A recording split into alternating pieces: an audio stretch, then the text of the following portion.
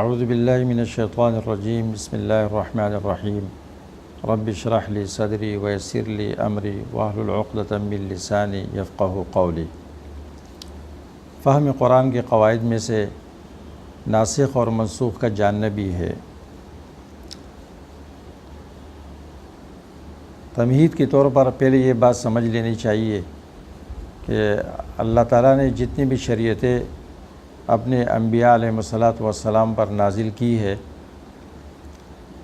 سب کے تین بنیادی مقاصد ہیں: عقائد کی اصلاح، اعمال کی اصلاح اور معاملات کی اصلاح۔ جہاں تک عقائد کا تعلق ہے تو عقیدہ ہمیشہ ایک رہا ہے۔ تمام انبیاء علیہ السلام نے اللہ کی وحدانیت بیان کی ہے، اور عقیدے کی بنیاد توحید الوہیت، توحید ربوبیت پر ہوتی ہے، اس لیے اس میں کبھی تبدیلی نہیں آتی۔ سورۃ انبیاء میں اللہ تعالیٰ فرماتے ہیں وَمَا أَرْسَلْنَا مِن قَبْلِكَ مِن رَّسُولٍ إِلَّا نُوحِي إِلَيْهِ أَنَّهُ لَا إِلَٰهَ إِلَّا أَنَا فَاعْبُدُونِ۔ ہر پیغمبر نے اللہ کی وحدانیت بیان کی، یہ سب میں مشترک رہا ہے اور اس میں کوئی تبدیلی نہیں آتی۔ لیکن جہاں تک عقائد اور معاملات، جہاں تک عبادات اور معاملات کا تعلق ہے تو اس میں کوئی شک نہیں ہے کہ عمومی اہداف میں اور مقاصد میں وہ بھی تمام شریعتوں میں مشترک رہے ہیں۔ مثلا تہذیب النفس اور معاشرے کے سلامتی کا تحفظ اور لوگوں کے درمیان بھائی چارگی اور اخوت کی فضا، یہ اگرچہ مشترک رہا ہے، لیکن ہر امت کا زمانہ، ان کی صلاحیت اور ان کے زمانے کے تقاضے، یہ ایک امت کی دوسری امت سے جدا ہوتے ہیں۔ تو اس میں کوئی تعجب کی بات نہیں ہے اور کوئی اچنبھے کی بات نہیں ہے کہ اللہ تعالیٰ نے ایک پیغمبر کے شریعت میں ایک قسم کا حکم دیا اور دوسرے پیغمبر کی شریعت میں اس کو تبدیل کیا، یا ایک ہی شریعت میں مختلف ادوار میں اور مختلف مراحل میں اس میں تبدیلی ہوتی رہی۔ یہ اللہ تبارک و تعالیٰ کی عین حکمت ہے، اور اللہ تبارک و تعالیٰ کو حق حاصل ہے امر و نہی کا، اس سے نہیں پوچھا جا سکتا ہے کہ وہ یہ کیوں کرتے ہیں۔ لا یسأل عما یفعل وهم یسألون۔ اللہ تعالیٰ کو پہلا حکم بھی معلوم ہے، بعد والا حکم بھی معلوم ہے، اور اللہ تعالیٰ کو مکمل اختیار حاصل ہے۔ لہٰذا نسخ شریعت کے اندر یہ عقلاً جائز ہے اور شرعاً واقعہ ہے، اس کا انکار نہیں کیا جا سکتا ہے۔ صرف یہود ایسے لوگ ہیں جو نسخ کا انکار کرتے ہیں، اور وہ کہتے ہیں کہ یہ بدا کو مستلزم ہے کہ پہلے اللہ تعالیٰ کو ناسخ معلوم نہیں تھا اور بعد میں اللہ تعالیٰ کو معلوم ہو گیا۔ ان کی یہ بات بالکل غلط ہے، حالانکہ خود تورات کے اندر نسخ موجود ہے۔ یہود اس بات کو مانتے ہیں کہ تورات نے ماقبل کی شریعتوں کو منسوخ کیا۔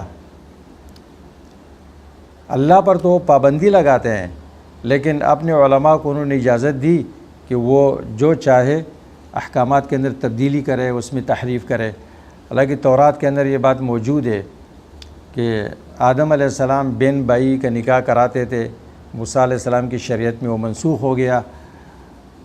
اس طرح وعلی الذین ہادوا حرمنا کل ذی ظفر کل طعام کان حلا لبنی اسرائیل۔ تو نسخ اس میں برابر جاری رہا۔ تو نسخ کا انکار کرنا یہ یہودیوں کے کفر کو مستلزم ہے، کیونکہ ان کی کتاب میں یہ بات موجود ہے۔ نسخ قرآن سے بھی ثابت ہے، حدیث سے بھی ثابت ہے۔ قرآن کریم میں اللہ تعالیٰ فرماتے ہیں وَإِذَا بَدَّلْنَا آیَةً مَّكَانَ آیَةٍ وَاللَّهُ أَعْلَمُ مَا يُنَزِّلُ مَا نَنسَخْ مِنْ آیَةٍ أَوْ نُنسِهَا نَأْتِ بِخَيْرٍ مِّنْهَا أَوْ مِثْلِهَا أَلَمْ تَعْلَمْ أَنَّ اللَّهَ عَلَى كُلِّ شَيْءٍ قَدِيرٌ۔ اللہ ہر چیز پر قادر ہے، تو اللہ تعالیٰ نسخ پر بھی قادر ہے، اور کون ہے جو اللہ پر پابندی لگائے کہ وہ نسخ نہ کر سکے۔ نسخ کی اہمیت کیا ہے؟ حضرت علی رضی اللہ تعالیٰ عنہ کا گزر ہوا ایک مسجد پر، تو وہاں ایک شخص خاص یعنی جو قصے بیان کرتے ہیں مقرر قسم کا آدمی وہ تقریر کر رہا تھا۔ حضرت علی رضی اللہ تعالیٰ عنہ نے اس سے پوچھا کہ تعرف الناسخ والمنسوخ، کیا آپ ناسخ و منسوخ کو جانتے ہیں؟ تو وہ کہنے لگا واللہ اعلم۔ حضرت علی نے فرمایا ہلکت و اہلکت، تم خود بھی ہلاک ہو گئے اور آپ نے لوگوں کو بھی ہلاک کیا، اور اس مسجد سے نکلو، اس میں وعظ نہیں کرو۔ اس لیے مفسرین ائمہ تفسیر فرماتے ہیں کہ جو شخص قرآن کریم کی تفسیر کرتا ہے اس کے لیے لازمی ہے کہ وہ ناسخ اور منسوخ کو پہچان لے، ورنہ اس کے لیے قرآن کی تفسیر کرنا جائز نہیں ہے۔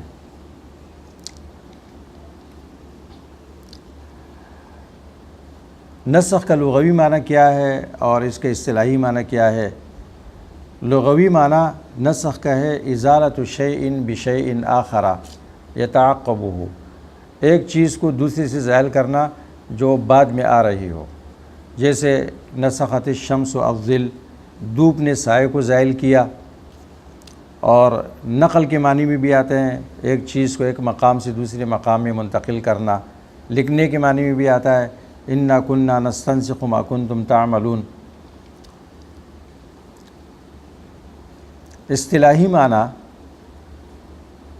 اصطلاحی معنی کے اعتبار سے دو تعریفیں ہوں گی، کیونکہ نسخ کا ایک مفہوم متقدمین کے ہاں ہے، ایک متاخرین کے ہاں ہے۔ اس لیے شاہ ولی اللہ رحمہ اللہ فرماتے ہیں کہ نسخ بڑا مشکل موضوع اس لیے ہے کہ اس میں متقدمین اور متاخرین کے اصطلاح کا اختلاف ہے۔ متقدمین کے ہاں نسخ تغییر فی الجملہ، مطلقی تبدیلی کو کہا جاتا ہے، یعنی نسخ کے بعض اوصاف کو زائل کرنا دوسرے آیت کے ذریعے، خواہ اس کی مدت پوری ہو جائے یا معنی متبادر سے غیر متبادر معنی کی طرف پھیرا جائے، یا یہ بات بیان کی جائے کہ یہ قید اتفاقی ہے، احترازی نہیں ہے، یا اس میں زمانۂ جاہلیت کی کسی عادت کو ختم کیا گیا ہو وغیرہ ذالک۔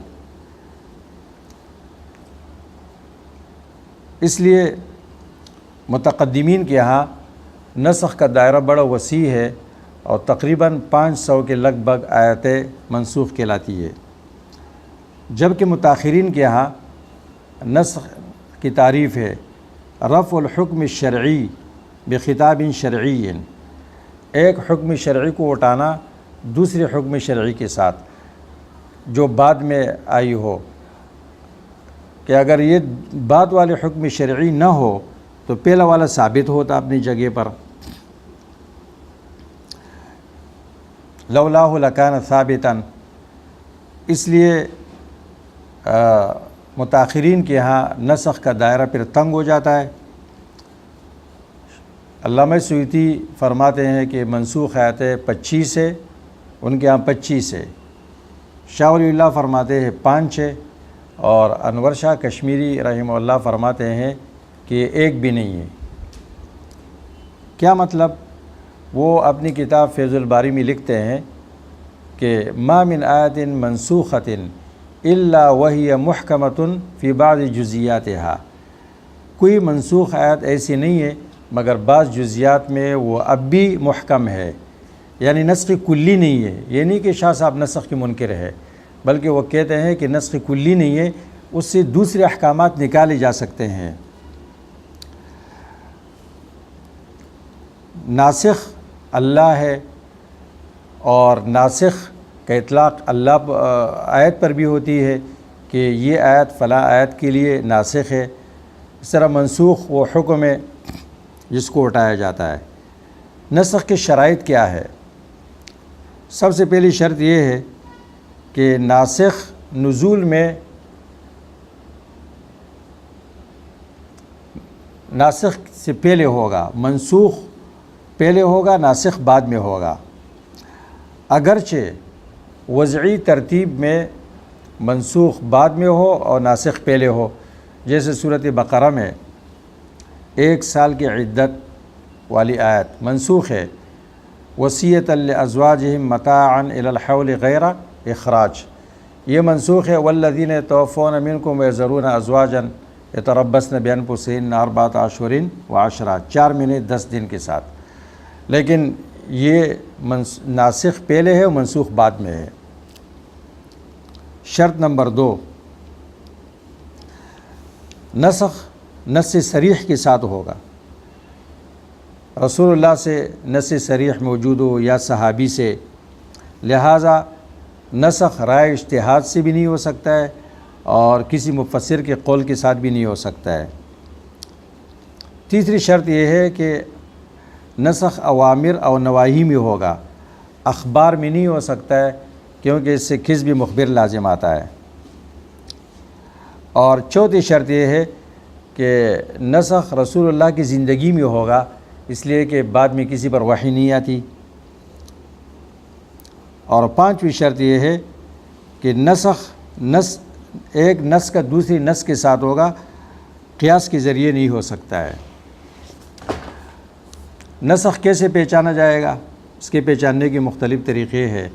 ایک یہ ہے کہ لفظ دلالت کرے، مثلا حدیث میں آتا ہے، اللہ کے رسول فرماتے ہیں، کنت نہیتکم عن زیارت القبور الا فزوروها، میں نے تمہیں زیارت قبور سے منع کیا تھا، اب تم زیارت کر سکتے ہو۔ نمبر 2، راوی خود تاریخ بیان کرے ناسخ اور منسوخ کی۔ اور نمبر 3، اجماعی امت اس پر دلالت کرے، اجماع ہو کہ یہ حکم منسوخ ہے اس حکم سے۔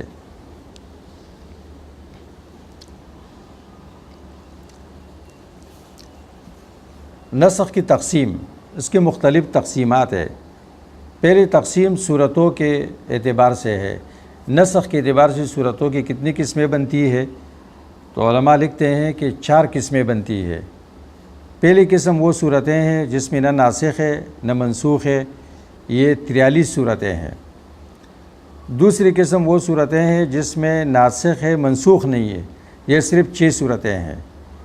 تیسری قسم منسوخ ہے ناسخ نہیں ہے، 39 صورتیں ہیں 39 صورتیں ہیں۔ چوتھی قسم اس میں ناسخ بھی ہے منسوخ بھی ہے، اس کی 26 صورتیں ہیں۔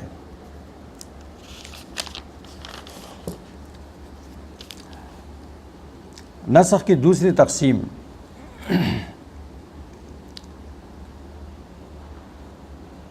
تلاوت منسوخ ہو حکم باقی ہو۔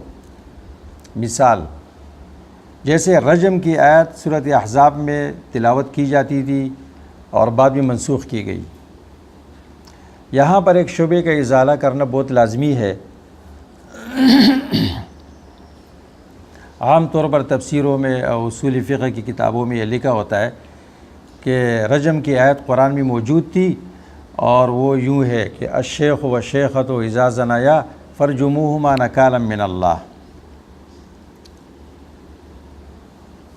یہ بات سمجھ لینی چاہیے کہ یہ قرآن کریم کی آیت بالکل نہیں تھی۔ رجم کی آیت تورات میں تھی یا سورۃ احزاب میں اس کی تلاوت ہوتی تھی۔ سورۃ احزاب بڑی صورت تھی، پھر منسوخ ہو گئی۔ الشیخ والشیخۃ اذا زنیا فرجموہما، یہ تورات کی آیت کا ترجمہ تو ہو سکتا ہے عربی میں، لیکن یہ قرآن کریم کی آیت نہیں ہے، کیونکہ اس کا معنی ہے کہ ایک بوڑھا مرد بوڑھی عورت سے زنا کرے تو ان کو رجم کرو۔ اس کے الفاظ کی رکاکت یہ بتاتی ہے کہ یہ حدیث قرآن کی آیت نہیں تھی۔ مفسر ابن عاشور نے بھی یہ ذکر کیا ہے کہ یہ قرآن کی آیت نہیں تھی۔ وہب زحیلی صاحب نے تفسیر منیر میں اس کی وضاحت کی ہے، اور شیخ الاسلام مفتی تقی عثمانی صاحب نے تکملہ فتح الملہم میں اس کی وضاحت کی ہے۔ نمبر 2، تلاوت منسوخ ہو، حکم منسوخ ہو تلاوت باقی ہو۔ جیسے 1 سال کی عدت والی آیت قرآن میں موجود ہے اور اس کی تلاوت کی جاتی ہے، حالانکہ 4 مہینے 10 دن کے ساتھ وہ منسوخ ہے، پھر اس کا فائدہ کیا ہوتا ہے؟ اس کا فائدہ یہ ہوتا ہے کہ ثواب ملتا ہے، ایک نعمت یاد آتی ہے کہ اللہ تعالیٰ نے یہ مشقت اٹھائی، آسانی پیدا کی اور ثواب ملتا ہے، اور اسی طرح دوسرے احکامات بھی اس سے مستنبط کیے جا سکتے ہیں۔ نمبر 3، حکم بھی منسوخ ہو، تلاوت بھی منسوخ ہو، جیسے 10 مرتبہ دودھ پینے سے رضاعت کی تحریم یہ منسوخ ہو گئی 5 کے ساتھ، اور پھر احناف کے ہاں مطلق رضاعت سے 5 منسوخ ہو گئی۔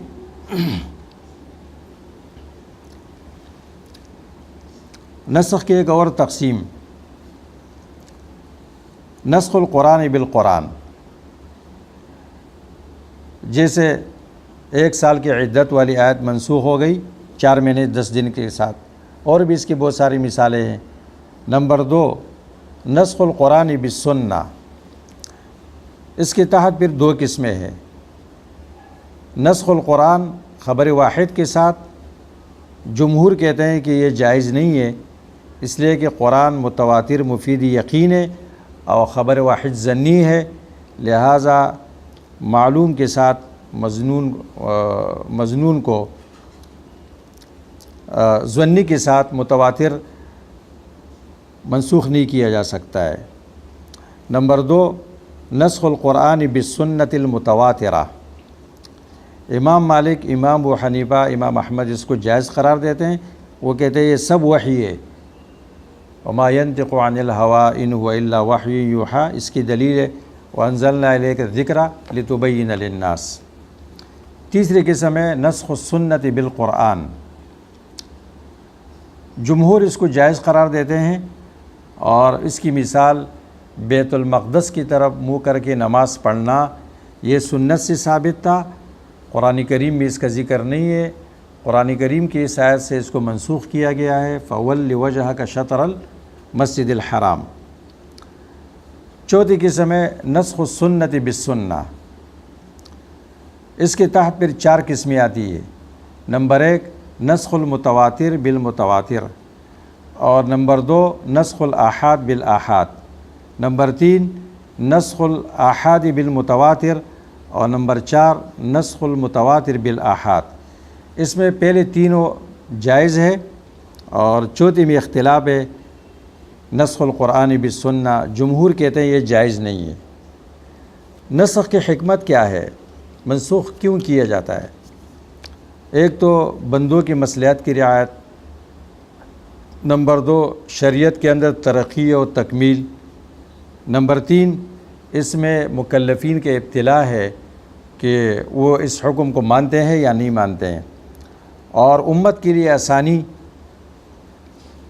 کیونکہ اسلام کا دار و مدار آسانی پر ہے۔ اللہ تعالیٰ فرماتے ہیں ما جعل علیکم فی الدین من حرج، اور یرید اللہ بکم الیسر ولا یرید بکم العسر، اور اس کی مثال اس طرح ہے جیسے ایک ڈاکٹر مریض کو مرض کی نوعیت کے اعتبار سے ایک نسخہ تجویز کرتا ہے، اور چند دنوں کے بعد جب وہ دوبارہ آتا ہے تو نسخے کے اندر وہ تبدیلی کر لیتا ہے۔